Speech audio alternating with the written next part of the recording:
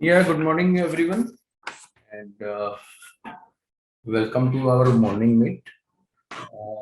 But we are seeing that U.S. market continue to move up without the fear of any Fed meetings outcome, mainly driven by good quarterly results, which are consistently coming over there.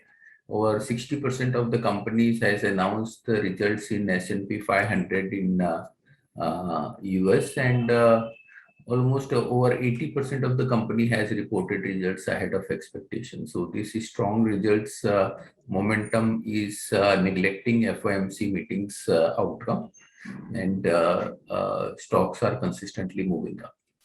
Whereas in Asia, today Japan market is closed, but other markets are declining. Uh, and if we see the commodity, oil has corrected from yesterday level of over 85 to now 83.5. Oil is trading between 83 and 85 for quite some time. And one need to be careful that it may correct from here. And apart from that, the other commodity like aluminum was flat, aluminum, copper were flat. Even iron ore was also flat, and steel was marginally up by around 0.5%. So nothing so great movement in commodity side, though Asian markets are showing some sign of softness, and US market continue to remain strong. So overall mixed signal, we are going in a holiday period, so people will be cautious and will not be carrying large positions. Nothing so great uh, expected from market. I'll request technical team to take up from here. Thank you, sir. Good morning, all of you. See, yesterday we see a flattish closing, and Nifty managed to sustain important level, that is 17,870. But upside, immediate resistance for Nifty is 17,940 and 970, and next important resistance for Nifty. If Nifty sustain this level, then we expect further momentum towards 18,100 and 18,200. To we can keep watch that Nifty at least may close above 17,940 level. Downside, important support zone for Nifty is 17,800. Below 17,800, then Nifty will be trading in negative zone, and that is it will drag towards 17,600, 17,500 at downside. So we can keep watch these two important levels, 17,800 at downside and 17,940 is an upside. If Nifty sustain either side, then we see the further momentum in market. But today we expect positive open, and Nifty trading in first opening near the first resistance, that is 17,930, 970 level. If first half an hour Nifty managed to sustain above this level, then we see the further momentum in intraday basis second half also towards 17,917, 18,000 in upside. Comparatively, Bank Nifty looks positive at current level. Bank Nifty trading above the important resistance level, and we expect further positive momentum in banking stock. Upside, next important resistance for Bank Nifty is 40,300, and then 40,550 and 715 upside. Support place at downside 39,700, 39,800 at downside. So you can keep watch Bank Nifty at this level. We expect further positive momentum in Bank Nifty too. Then Nifty Finance looks also positive at current level. Uh, Upside, immediate resistance for 19,100, and next resistance for 19,220, and support place at 830 level and 800 at downside. In stock, first target 824, 800, 820 in upside. Downside 790 is an important support zone for ICICI. So we can also trade this level in ICICI. Second, Bharti Airtel looks positive at current level towards 740, 742. Downside support place around 695-94 level. So you can keep watch these two talks for trading purpose. That is for technical derivative I can carry. Very good morning, everyone. This is Ayush Mehta. I'll be covering the derivative part for today. Let's start by analyzing the option chain and looking at the holding around 23 lakh contracts. This will be a crucial resistance zone for Nifty in the month of November. But looking at the immediate resistance for Nifty, as per the data, it is placed at 18,000 strike, which is also the second highest interest at 18,000 strikes. Till the time call writers are not shifting their positions from 18,000 to 18,200, 300 levels, 18,000 strike will act as a very crucial resistance zone. In yesterday's session, Nifty managed to break 18,000 level. When we'll witness Nifty getting stable around 18,000 level, next target for Nifty would be at 18,200. Whereas intraday support level for Nifty is placed at 17,800, followed by 17,600 and 17,500.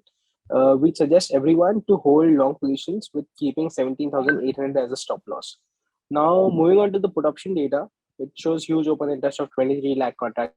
Intraday support is placed, as I've mentioned earlier, is placed at 17,800 levels.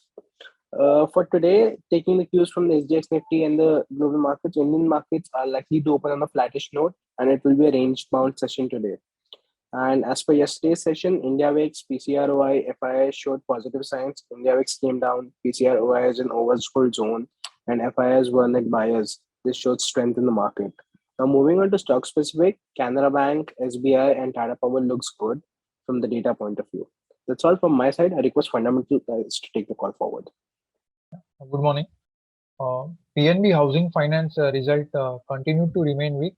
Gross NPAs were flat at 6%, and the developer book GNPAs remain high. In fact, they increased to 19%.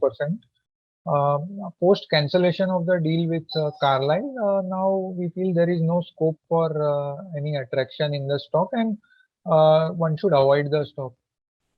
Minda Corp, the auto ancillary company, result improved. Revenue grew by 11% and was mainly because of good performance from the CV side, but CV as percent of revenues is low at 13% compared to 50% contribution from two-wheelers, and two-wheeler industry has been under pressure. So once the two-wheeler industry revives, we should expect Minda Corp to outperform. Stock has done well also. One positive thing which was there in the con call was that they have received a good order inflows from the EV customers.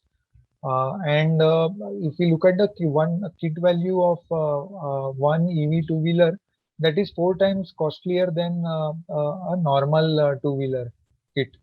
So that implies that going forward, as the penetration of EV two-wheelers rises, the revenue potential can increase very well for Minda Corp. So one stock to keep in the radar. Yeah, if at all any decline, then one can add also. Thank you. Yeah, good morning, everyone. Easy Trip Planners has posted its result yesterday, and the company has posted improved set of numbers for the quarter, both on the revenue and the margin front, with revenue coming in at 43 crores, which is a jump of 133% Q on Q. Even margins have improved to 47.7%. Share is trading at a PE of 75.6 times TTM ASPS. eClerx has posted above expectation numbers for the quarter, with dollar revenue coming in at 69.2 million. Even EBITDA margins have come in line with the expectation at 31.5%. Share is trading at 17.6 times FY23 EPS. Thank you. Good morning, everyone. Good morning, everyone. Lakshmi Organics announced their results, and results were declining. The specialty intermediates unit located at Mahad suffered unprecedented flooding in July, causing heavy losses, which led to the plant shutdown for 45 days and only got started in September. That is why the loss of margins and the higher cost. Trent announced the results, and for the first time, it posted EBITDA margins and positive EBITDA margins, and the result that is why the ahead of expectations. Unichem Laboratories announced the declining results. Though we expect the stock, we are positive on this considering the pace they have picked up in US. Slowly and steadily they are picking up, and we believe that already the costs and investments are already factored in. So whatever the new revenue would come from US would be an add-on for Unichem.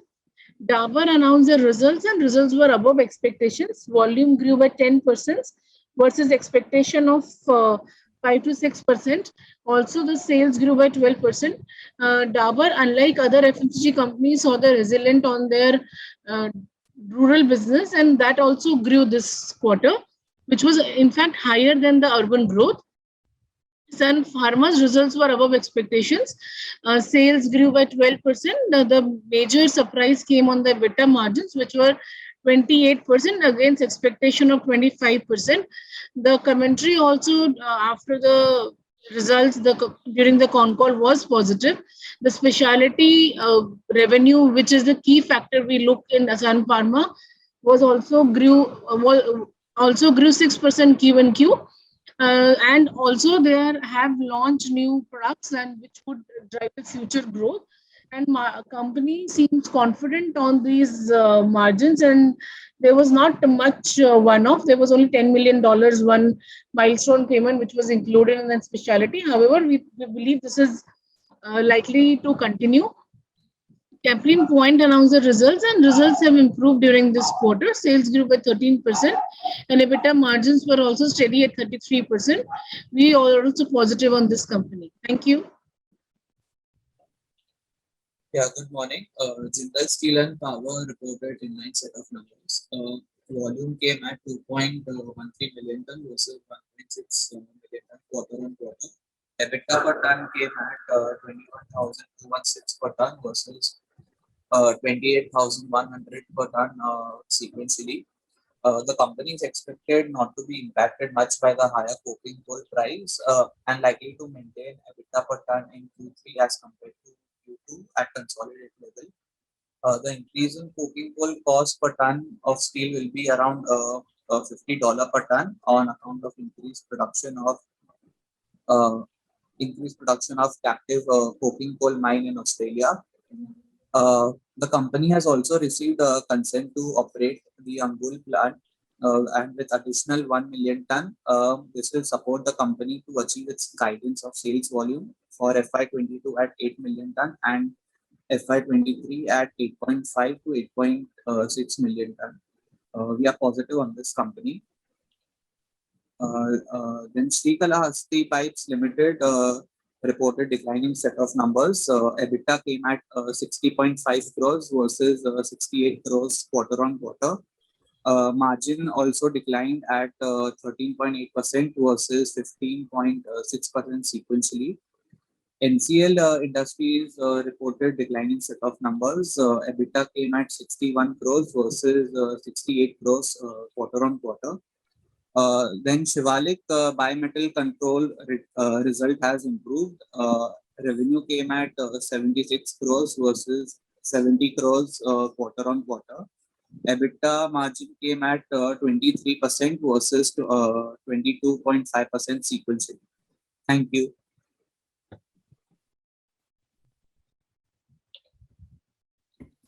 Yeah, a few more results. Godrej Property yesterday announced results, and results had shown good improvement. The fresh booking came in at 2.6 billion versus last quarter of 0.5 billion and the last year of around 1.1 billion. Management has indicated that the booking is likely to continue strong in the second half as well. We see that the realization or pricing has also increased in this quarter as compared to previous quarters.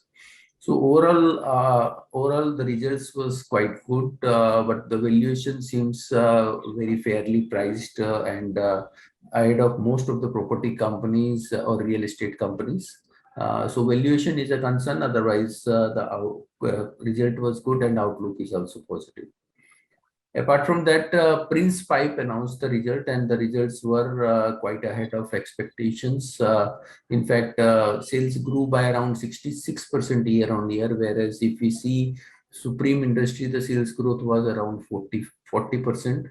The volume growth was at around 20% for Prince Pipe, whereas for Supreme it was just 2-3%. So Prince is continue to gain market share and outperforming its peer. So it will continue to command start getting good valuations. In fact, the valuations at around 32 times FY23 earning is similar to Supreme Industries, which is very old and large company. So Prince is already getting fair value as against its peer. But because of the high growth, the earning upgrade can happen and which can support the prices. Apart from that, NOSEAL came up with the numbers, and numbers were declining and got impacted because of higher raw material prices. The gross margin has declined by around 900 bips quarter on quarter. That is impacted by higher raw material prices. But the management has indicated that the pass on will be with the lag. Whatever the raw material prices has increased, they will be passing it on in the sales price in coming quarters. Looking at the decline in the gross margin or increase in raw material cost, it seems that it may take some time for NOSEALs to pass it on fully, maybe around 1 or 2 quarter, and quite possible in Q3 continue to show declining, continue to though improving quarter on quarter, but may continue to show declining trend in the year on year basis, and may not be able to reach to its normal gross margin level of around 47-48%. Apart from that, Bharti reported improved set of number, though it is the ARPU came in at around 153 against expectation of 152, and quarter on quarter it was at around 146, and year on year 143. So this is what came positive. Apart from that, other parameters mostly were in line with what market was expecting. So results were marginally ahead, and outlook continue to remain positive for Bharti with increase in the ARPU expected over a period of time.